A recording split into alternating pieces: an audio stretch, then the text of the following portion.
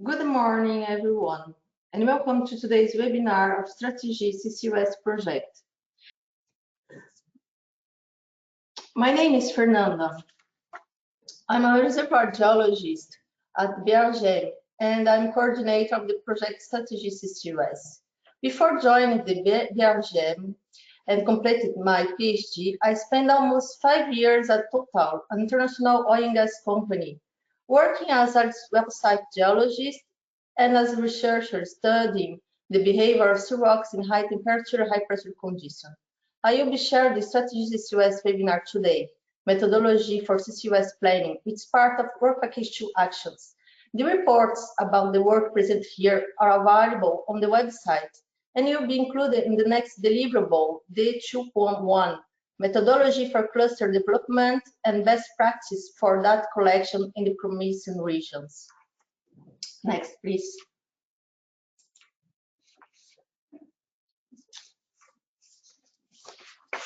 Strategy CCUS is a coordinated support actions project with a duration of 3 years, from May 2019 to April 2022. The objective of the project is to elaborate strategic plans for CCUS development in Southern and Eastern Europe at short term, medium term, and long term, more than 10 years. These plans are roadmap consist in the appraisal of local CCUS development, technical, environmental, economic, and societal aspects, with local business model in promising regions, taking into account the connection with transport corridors between local CCUS clusters and with the North Sea CCUS infrastructure. Next. We are studying 8 promising regions in 7 countries: Spain, France, Greece, Croatia, Poland, Portugal, and Romania. These countries represent 45% of Europe's CO2 emissions from the industry and energy sectors. Next. Regions were selected following some criteria: the presence of industrial clusters, possibility for CO2 storage or utilization, potential for coupling with hydrogen production and use, previous studies already carried out, and a political will. Next. The Work Package 2 will map the technical potential of promising startup regions. It means mapping existing CO2 source, CO2 storage capacities from previous projects and methodologies used, data for detailed planning CO2 transport infrastructure, mapping CO2 use opportunities, and make the inventory of current situation of UTS and the CO2 emission allowance at promising regions. Besides, in the Work Package 2, we will define methodologies and best practices for cluster definitions, the topic of today's webinar, and optimize storage capacity estimates and contribute to define bankable storage capacities. Next. The webinar program is divided in 3 main parts: 2 technical presentations and a live Q&A session. The first one is about industrial CCUS cluster and CO2 transport system, presented by Peter Brownsort from Scottish Carbon Capture Storage. And the second one is about bridging the gap storage resource assessment methodologies by Andrew Cavanagh from University of Edinburgh. Next. I would now like to introduce Peter Brownsort. Peter is Scientific Research Officer at Scottish Carbon Capture and Storage and a researcher at the University of Edinburgh. Peter's background is in the chemical industry, and he has been involved in carbon capture for the last 10 years, work on industrial CCS, clusters, and CO2 transport, among several other areas.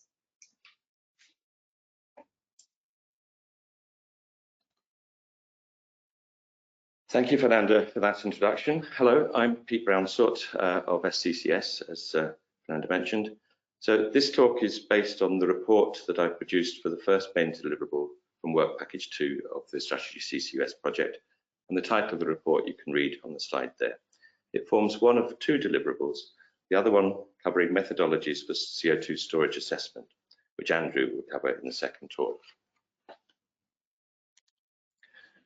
So as Fernanda outlined, the Strategy CCUS project aims, next slide, aims to help cut carbon, I'm just going to put my video up based on it, carbon dioxide emissions from industry and power generation by speeding up the development of carbon capture, utilisation and storage, CCUS.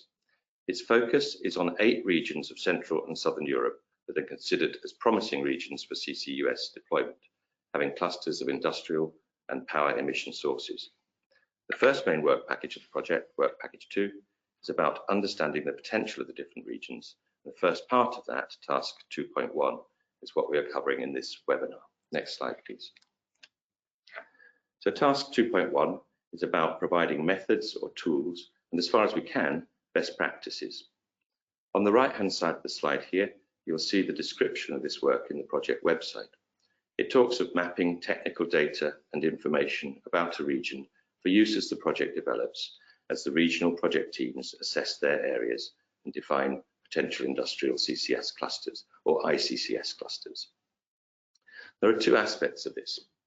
Firstly, we need to consider existing experience to understand what makes a good ICCS cluster. There are currently no industrial CCS clusters established in Europe, but there are a number of cluster projects making good progress in Northern Europe.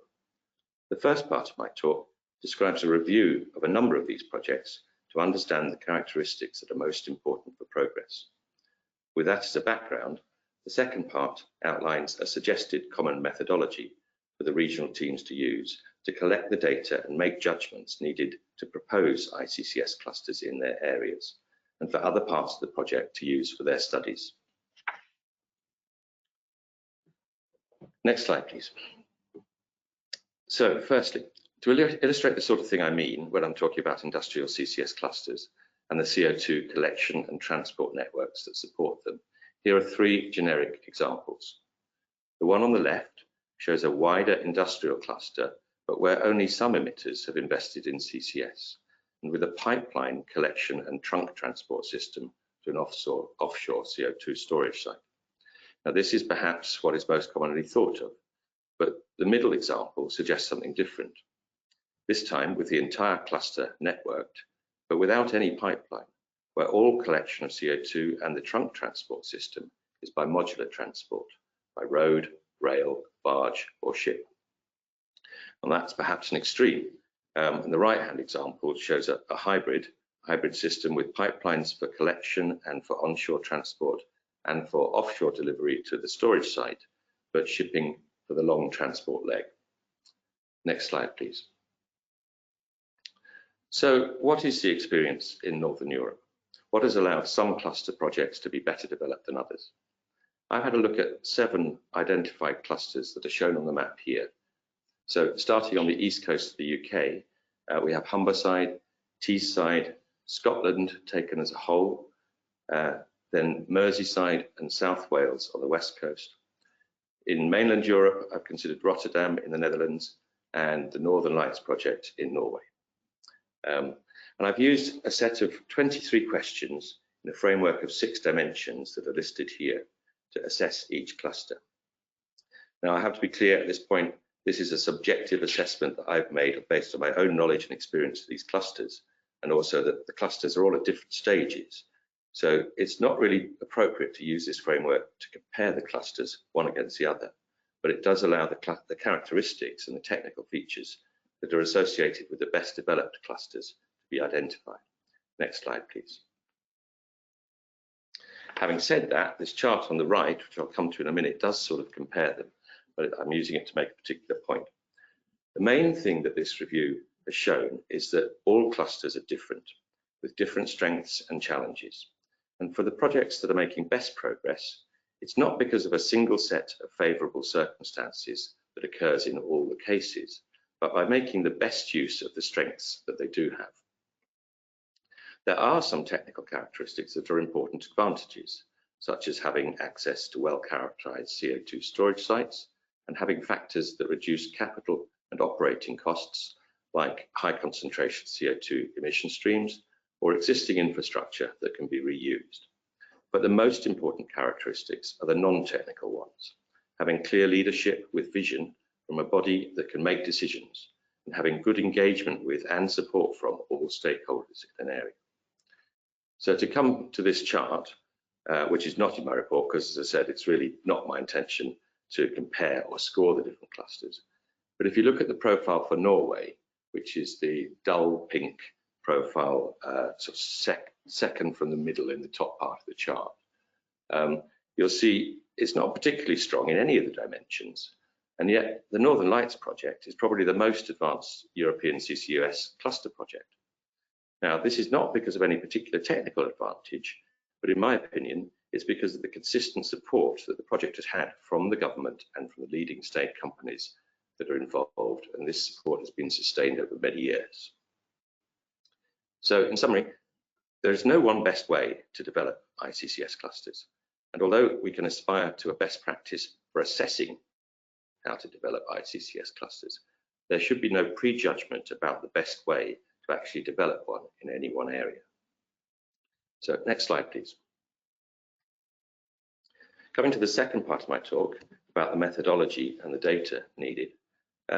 Although there are many published studies or proposals for ICCS clusters in different parts of the world, there are actually few that describe their methodology or detail the data and information that they have used. One exception is the COCATE project. This considered an integrated CCS cluster based on the industrial area of Le Havre in northern France. And the project developed and published a workflow model for their study. Partly based on that, I'm proposing a simple framework using 3 questions shown in the colored boxes on this slide here, with an outline of the considerations feeding into them in the flags above. So the questions are, what CO2 will be captured? How will this be captured, collected and transported? And where will this be stored? And this last question crosses into the area that Andrew will talk about shortly. And if you look at the big blue arrows between the boxes, double-headed arrows, and they suggest that these areas, these questions interact strongly. And this means that the methodology is not sequential, it's iterative. The answers for each question will influence the options for the others. And time phasing is important too. Options that are appropriate today may not be appropriate in 5 years' time. And equally, there will be further options available in the future that aren't available now. Next slide, please. Here's a bit more detail on the types of information needed and the flows and interactions between them. What it's showing is that there are some areas that can be considered independently. Up in the top left corner, we've got the emissions analysis, the initial evaluation of quantity and identity of emissions suitable for CCS. And this can be done independently. And the assessment of potential storage options up in the top right-hand corner also is an independent activity. And these are the 2 starting points of the process.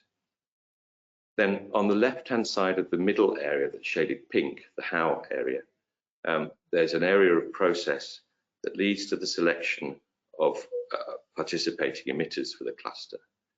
And that's likely to take several iterations and detailed discussions with the companies involved. And this is indicated by the 2-headed arrows that link these boxes. This could be quite a long process, and it may be a process that identifies a number of different scenarios, depending on who would be involved in the cluster, who is prepared to invest in CCS. Down the middle of the middle box, there's a more linear process that considers how best to collect the CO2 from selected facilities and bring it to a collection hub and where that hub might be.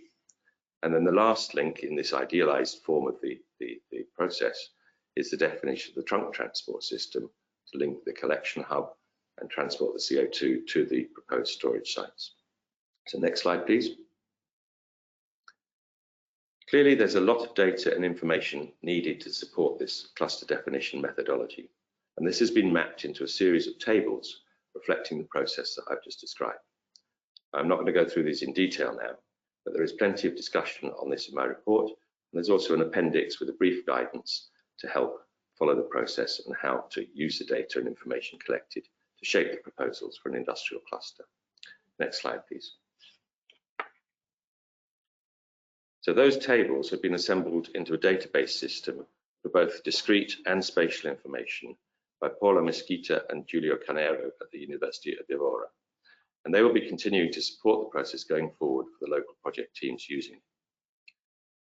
So to summarize, the methodology I'm suggesting works from the outside in, or from the ends of the process towards the middle, from the emissions analysis and the storage assessments as starting points.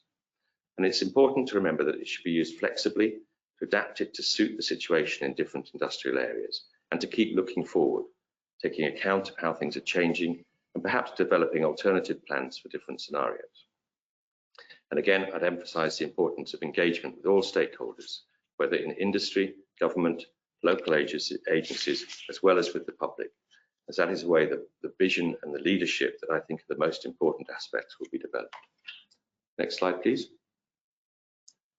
So just to finish with a reminder that while the main reason we're promoting and encouraging CCS clusters is to reduce greenhouse gas emissions from industry and power generation to help avoid dangerous climate change, there are other important reasons to decarbonise our industrial areas, so that we can retain industry in our areas, continuing to provide employment and value to the economy and value to the society in general. Next slide, please. So that's me. Thank you for listening. I'll do my best to answer your questions in the Q&A later, so please send them in. And now I'll introduce Andrew Cavanagh, who's going to talk about the methodology for CO2 storage assessment. Andrew is a researcher at the University of Edinburgh, and he has specialised in geological storage of CO2 since 2006.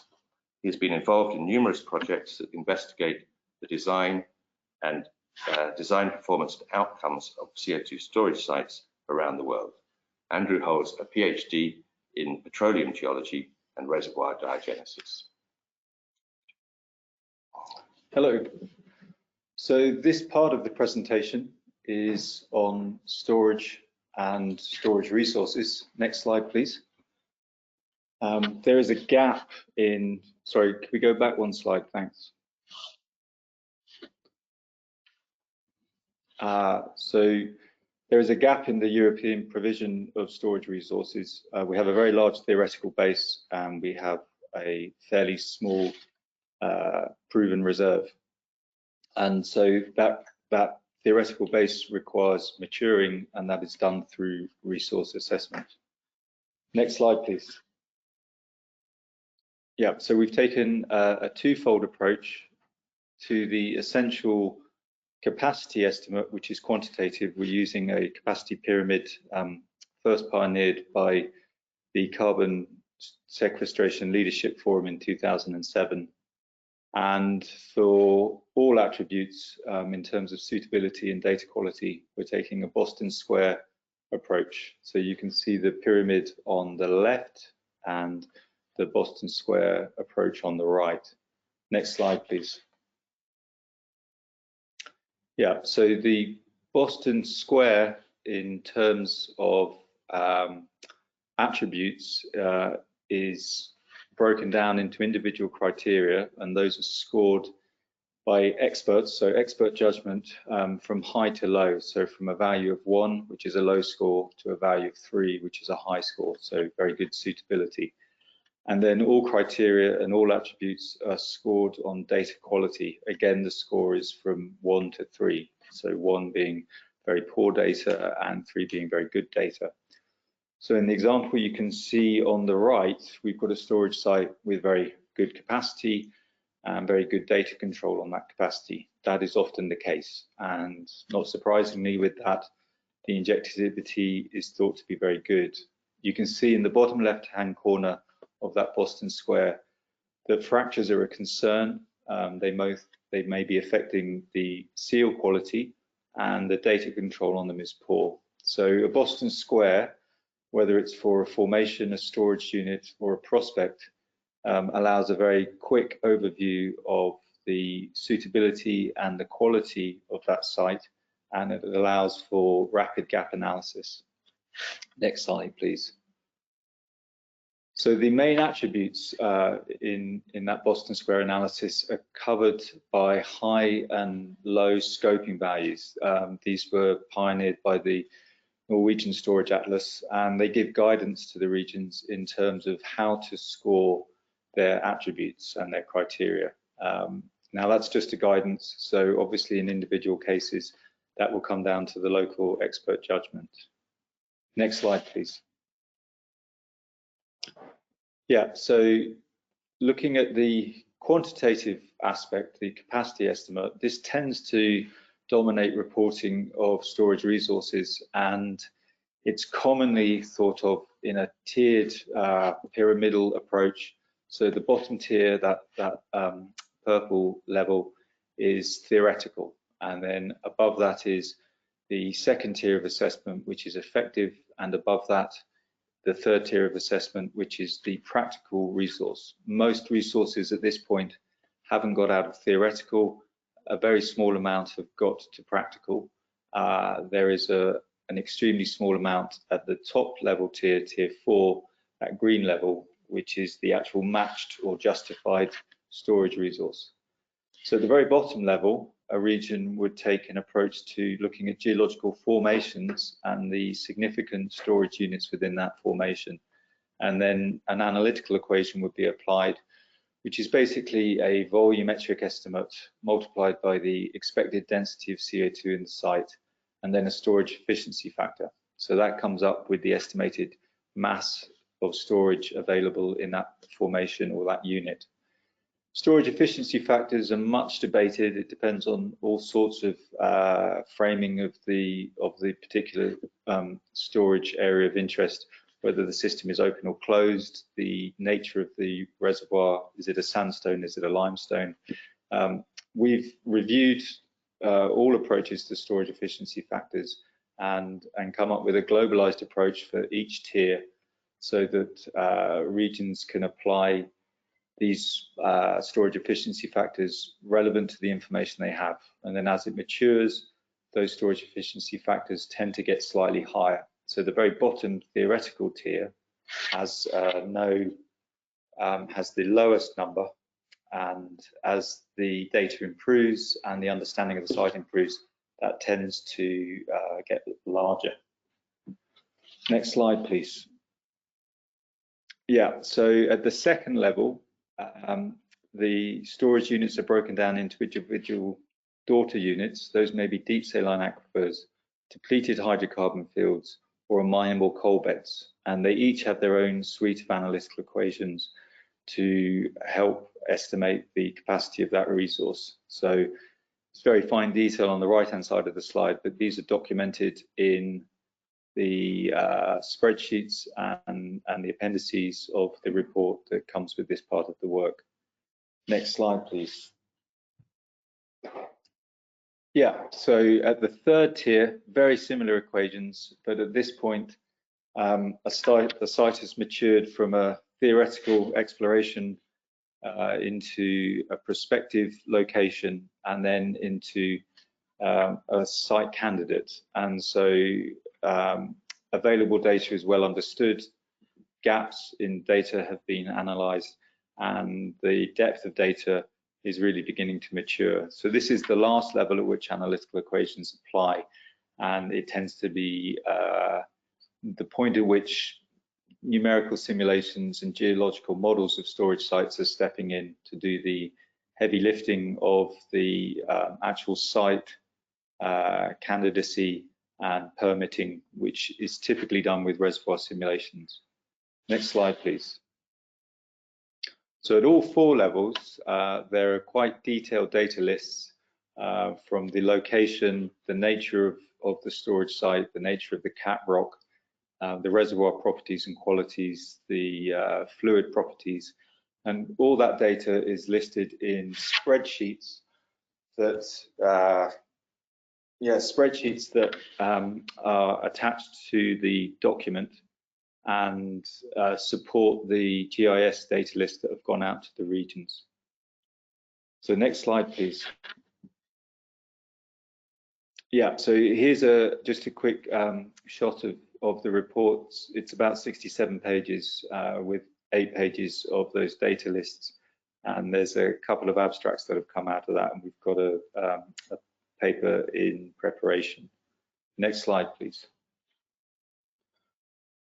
So why are we doing all this work? The European Union has a pathway to reduce emissions, which requires about a 4.5 gigaton a year drop from now to net zero at 2050. And the current targets and goals are 40% reduction by 2030 and 95% reduction by 2050. So that's all greenhouse gas emissions. And if you look at the table on the right, you can see that in terms of 0.5 gigaton a year drops, that takes 6 to 8 years to reduce emissions by 0.5 gigaton in the 2020s. And then for gigaton a year drops, it takes about 3 to 4 years in the 2030s and 2040s. So you can see that the amount of emissions reduction rapidly increases through the 2020s, 2030s, and 2040s to get to that net zero goal. Next slide, please. So that requires the European Union to make storage. There is a fairly significant CCS contribution to those reduced emissions, and under IEA scenarios for 2 degrees and for beyond 2 degrees, you can see the amount of storage needed. So by the mid-2020s, we'll need almost 100 million tons of storage. By 2030, about 500 million tons or 0.5 gigaton. And then in the 2030s and 2040s, we need multiple gigatons. If the storage rate continues beyond 2050, we will have needed to mature from resource to reserve 20 to 30 gigatons of CO2 storage. Next slide, please. And so you can see in terms of storage rates, we're currently at about 1 million tons a year. So about 2/3 of that is going into Sleipner and 1/3 into Snøhvit. And that's been the case for about a decade. Where we need to be in 2020, so this year, is 10 million tons a year, and we're not there. And by 2030, we need to have a storage rate of 100 million tons a year, and that will increase to around 600 million tons a year by 2050. So to accomplish those storage rates requires an extraordinarily rapid maturation of our storage resource. Next slide, please. How much storage do we have in Europe? Well, we have hundreds of gigatons, theoretically, and that's pretty much been the case for a while. So the UK offshore, mostly North Sea, is about 80 gigatons. Norwegian North Sea is about 70 gigatons, and EU onshore about 120 gigatons. But very little of that has matured. You can see that we have about 8 gigatons at the effective level and just under 2 gigatons at the practical level. Next slide, please.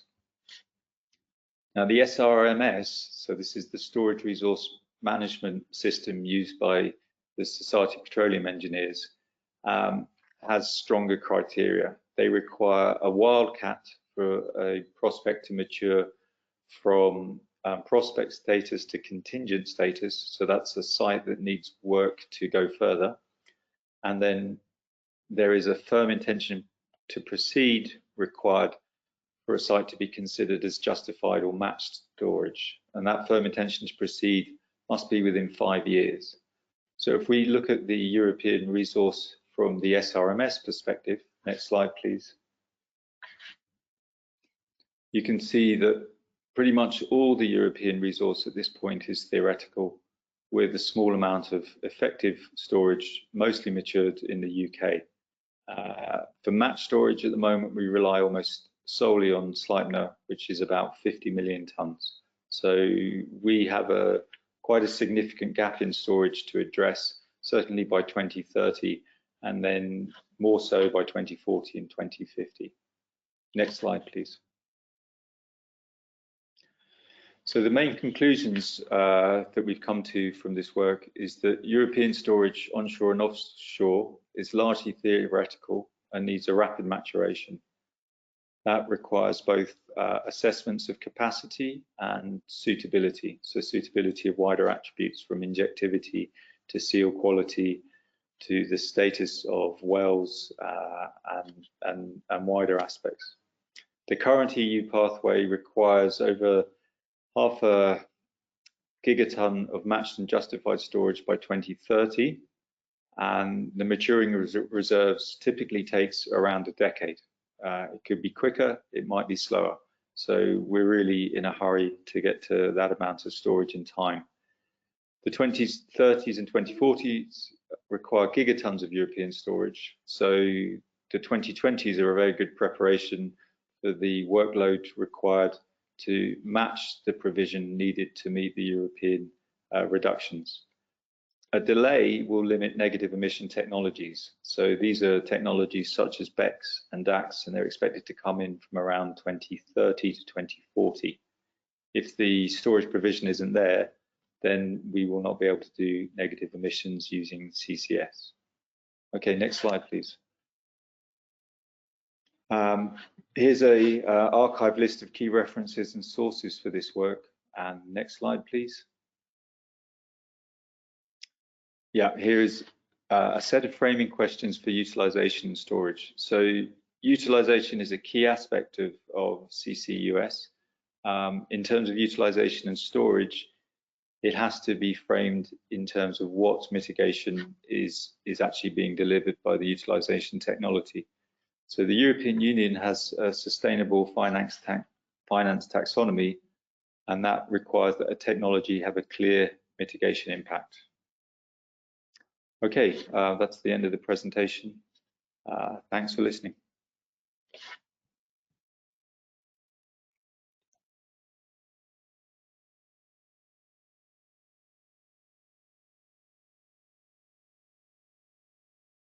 Thank you, Andrew. You are now going to begin answering the questions submitted during today's presentations. As a reminder, you can still submit questions through the question pane in your attending control panel.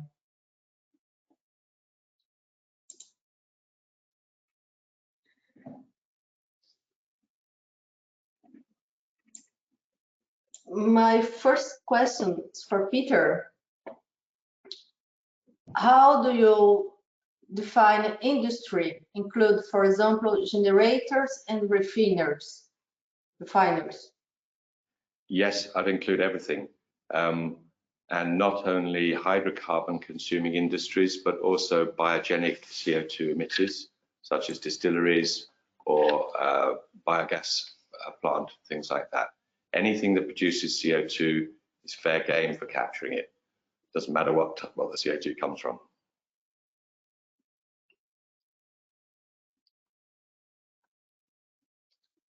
Another question for Peter.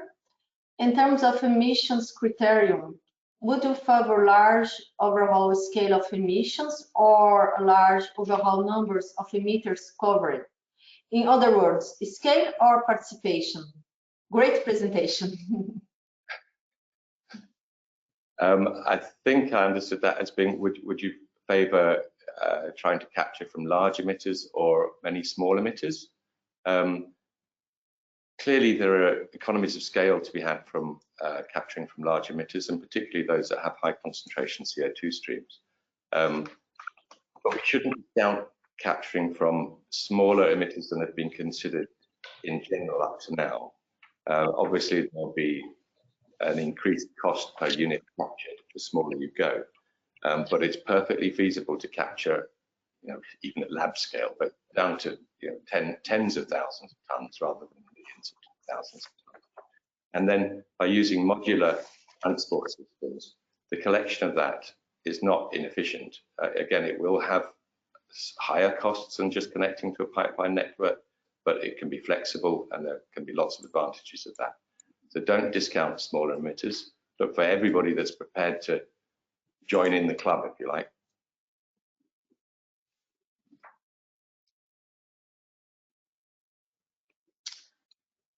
Thank you, Peter. For Andrew, I didn't hear any mention for EOR. Interested why excluded and what, if any, impact its inclusion would have on your estimate of storage needs? Yeah, great question. The acronym that we used in the reporting was depleted hydrocarbon fields, so DHF. That covers enhanced oil recovery and depleted gas fields. It's very important. It's included in the assessment.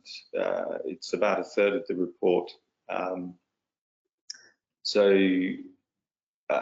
the moment, offshore North Sea, certainly the UK analysis is focused on depleted gas fields as fairly sort of quick wins.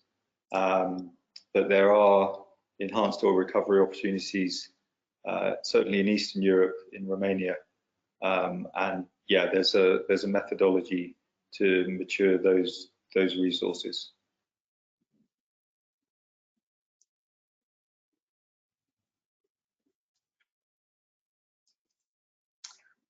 Another question about storage. Storage screening and detail assessment is likely to happen well in advance of commercial CCS activities. Do you have ideas about how to finance the bridging of the gap? Yeah. I think it's very easy to do a desktop theoretical resource assessment. To push that from theoretical to effective, so from the bottom tier to the second tier, is also possible with desktop analysis and accessing, say, geological surveys. The interesting shift is from that CSLF framing of the pyramid to the SPE SRMS framing. To get from an exploration prospect to a contingent prospect requires an exploration well, and typically exploration wells, so those are wells that will gather data, so they'll have instrumentation down the well. Some of them will be offshore. They're not cheap wells, and that absolutely requires financing. And then to mature the resource from that contingent level, so it's been drilled, it's suitable, it looks promising, to a firm intention to proceed, so that's likely an investment within 5 years, requires certainly, I would say, out of the gate, some sort of state or regional support, and permitting has been suggested. ETS is coming up in value, but there has to be financing to mature the resource rapidly to the point where it's available and can actually hook up with the transport and the capture. And at the moment, certainly the American reviews think that process takes about a decade. That takes about a decade with financing. Without financing, it could take quite a bit longer. So yeah, good question, Philip.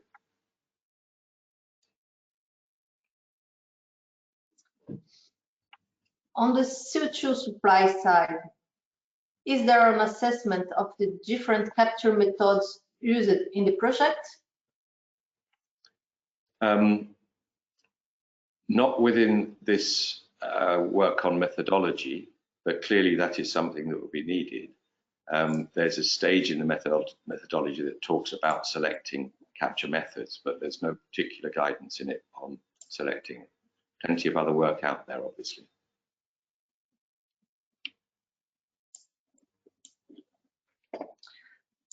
The question for Andrew: how does your methodology for capacity calculation storage efficiency fits into the methods already published and used in the literature? That sounds like Juan Alcalde. Yeah, this came up at the kickoff meeting. There was some anxiety that we would come up with another methodology, and it was like, oh, well, you know, how many methodologies do we need? The answer then was that we might end up with one less methodology, and that's actually been the case. So I would say that globally, while there are several methodologies available, they're all fairly similar, and probably I would say the most sensible and the longest lasting methodology has been the USDOE nettle approach. We favoured that.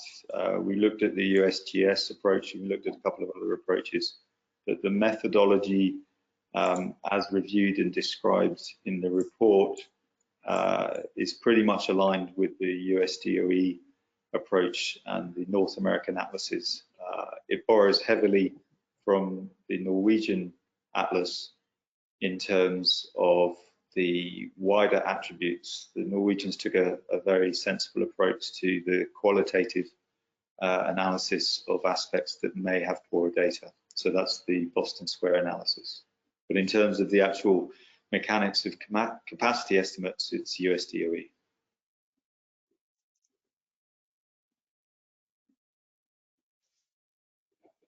Thanks. Within the methodology applied, how was the economical aspect assessed? How to build up a business model for CCUS clusters projects? Within the part about the clusters as such, financing hasn't really been considered at this stage in this methodology. It's going to be more a question for the individual regions. There is a further section of the project that will be looking at techno-economic assessment, and much of the data that will be collected through this first stage of mapping the technical potential and the economic potential. Much of the data collected will be used in that techno-economic assessment work package.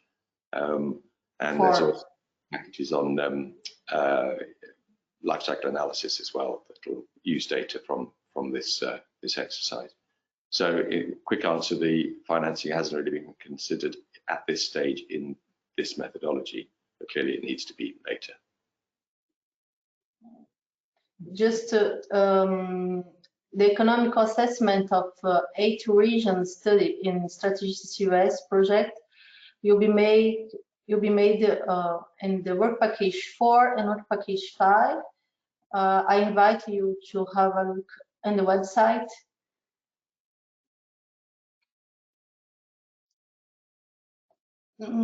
Other question for Andrew about the Boston Square method, the impact of data density and quality on the quality of risk assessment. You become clear during the detailed site assessment. Do you see a way to include this aspect in the Boston Square? Yeah, the Boston Square it really applies at the bottom 2 tiers.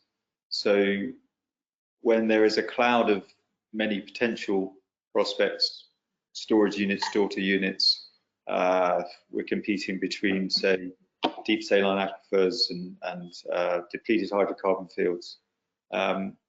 It needs a fairly sort of universal approach to gap analysis and an ability to rank those sites. So any particular group working in detail on their sites will be the strongest advocates, but for a regional overview and that promotion from a level of work, say at an effective level, so still a desktop analysis level, to actually making a decision to prioritize targets and drilling, it needs an overview that is fair to all sites, and the Boston Square gives you that.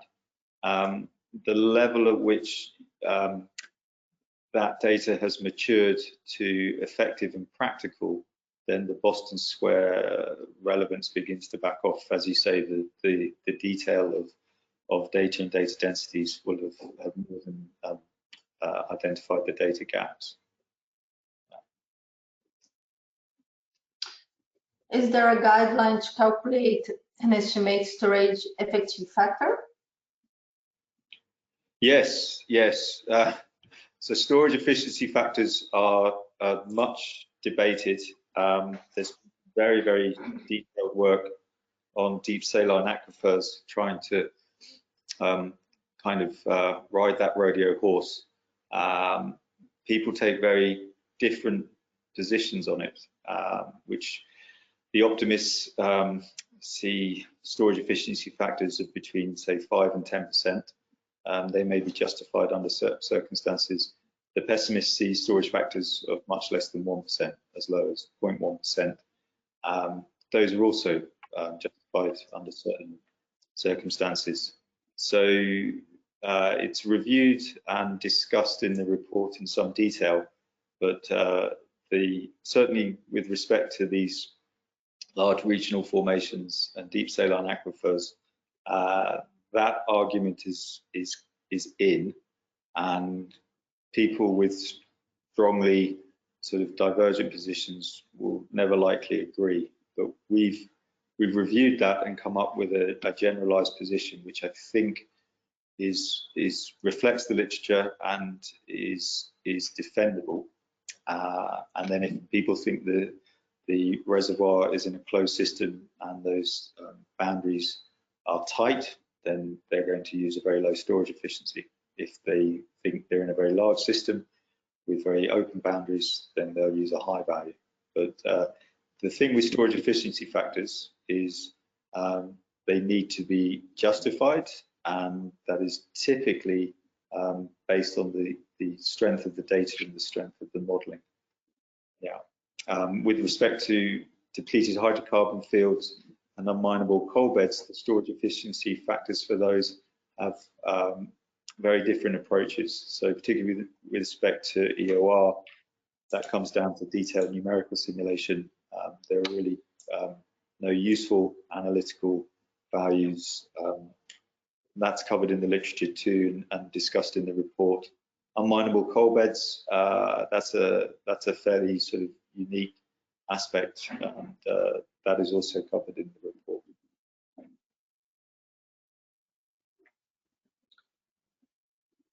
Question for Peter.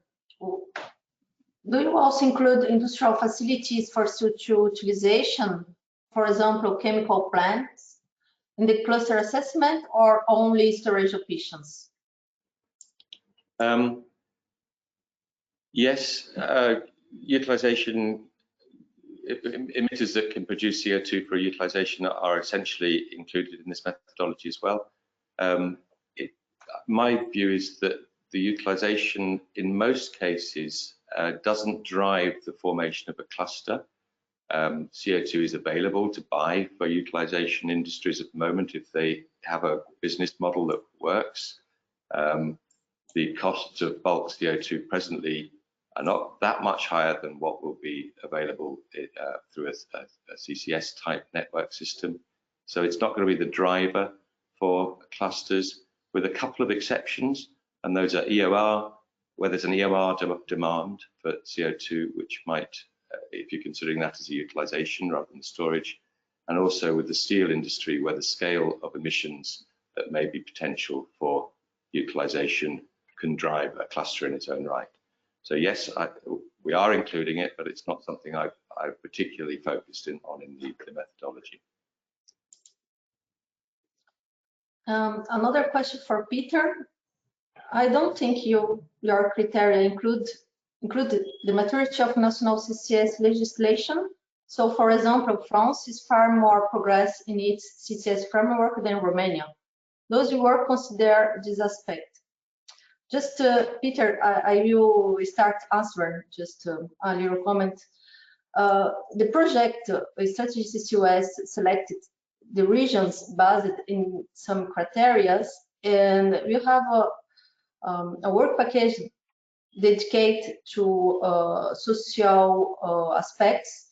Is the work package 3, and we will study in each region's the legislations about CCS and the social acceptance in CCS.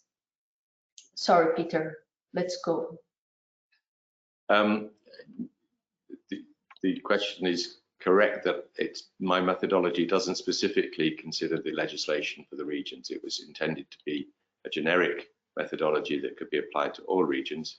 Clearly, there are many differences between the regions, and that will need to be taken account of by the local teams developing their proposals.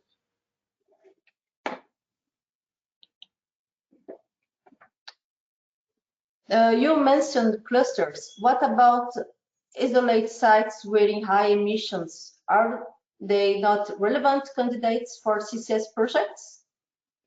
Absolutely, they're relevant. And you know, in the development of thinking about CCS in Europe, we have originally thought about. 10 years ago, we were thinking about large emitters. The very large emitters are mostly, there are still some large coal burning plant, but they are generally being phased out in many countries. But remaining ones would still be very relevant. They just don't have the same questions about cluster formation, because it may well be an A to B source to sink type system. But if there is a plant like that, a large emitter that isn't isolated, then it can form the anchor for a cluster. Just on a slight aside, things like cement plant, which are often inland, perhaps rural, near the limestone source, rather than in a more integrated industrial cluster. They may be large enough that they would be worth considering CCS plant isolated from other clusters. They can still tie into clusters by using the right sort of transport system, which doesn't have to be a pipeline, as I've pointed out. Trains may be the appropriate scale for cement plant. And I know that's being looked at by some companies in Europe for both cement plant and other isolated plants.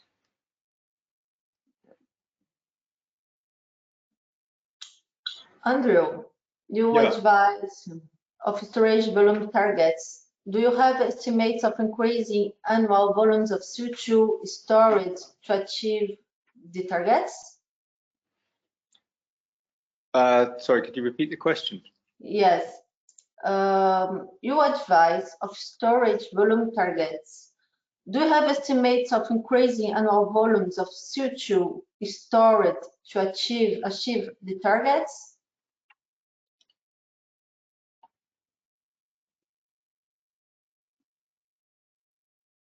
Yes, yeah. I think the indication Europe-wide at the moment is that the quickest route to the storage that we need by 2030, if there is support for CCS, is probably in the North Sea provision. So they're very close to investable, they're very close to matched. I think Southern Europe and Eastern Europe can do some very rapid catch-up and begin to mature storage suitable for the early, say, 2030s. That may be onshore or offshore. So there are quite good prospects offshore Portugal, offshore France, in the Black Sea. There are also good storage prospects onshore in the 8 promising regions. So from a technical point of view, I think we'll see the North Sea remaining a first mover and other offshore options being an obvious sort of follow on in the early 2030s. With respect to onshore, public perception may shift as the requirements to meet net zero begin to become clear in the 2020s. But at the moment, certainly onshore storage in Western Europe is challenging from a public perception point of view. That may change.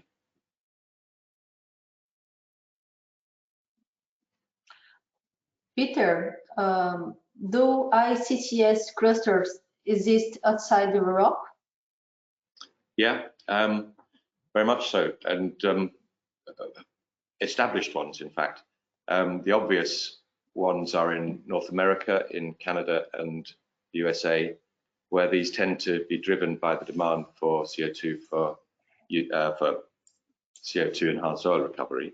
And they're more diverse clusters, but you can still consider them as clusters based around the pipelines that have sprung up to supply enhanced oil recovery fields from initially natural sources, but then increasingly anthropogenic sources.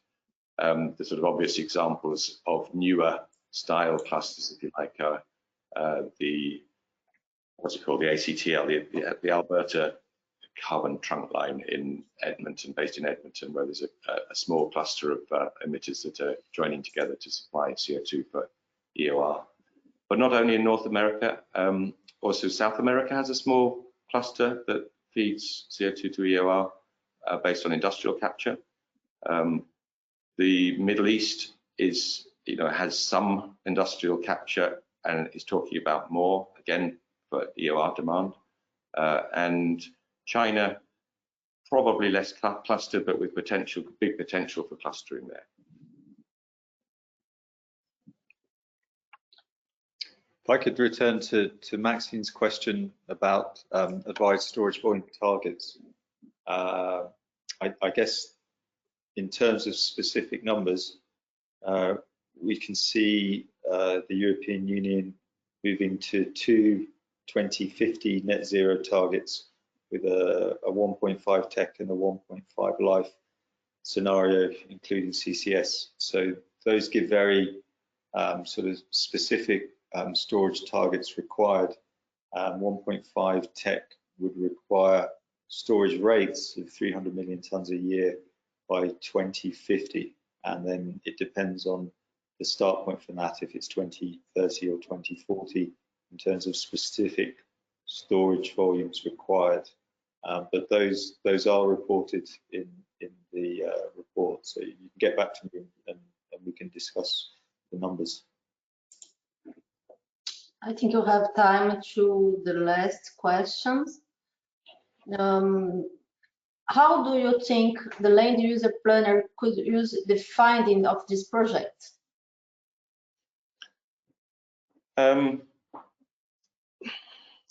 In terms of land use planning, the things that are important for clusters are having transport access. Well, no, let's start before that. In space for the capture plant, which can be substantial depending on how crowded a cluster is, whether there's available space. Then transport, so if there's existing transport, the options that can be used, that the methodology is encouraging the regions to look for that. It's there are existing CO2 terminals for the current uses of CO2. They could be expanded for road transport. There's potential for rail transport or transport corridors. I mean, pipeline corridors for pipeline networks, which clearly land planning is important for, to avoid sensitive areas, avoid difficult topography. So I think that's the obvious one is pipeline corridors, but also sites for collection hubs, for transmodal hubs if necessary, would all be needed to be factored in for planning an overall plan for a cluster.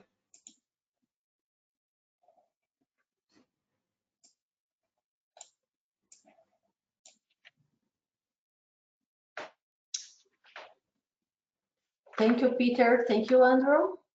And thank you everyone for attending today's webinar. If you have another question, please contact Indira, or you can submit your question through our website. Also, you leave today's webinar, you receive a survey on the presentation, and we would appreciate if you would complete that and provide your feedback. We will also receive a follow-up email within 2 days maximum with a link to view a recording of today's webinar. On behalf of Strategy CCUS Project team and our presenters, thank you for joining us today and have a great rest of the day. Thank you.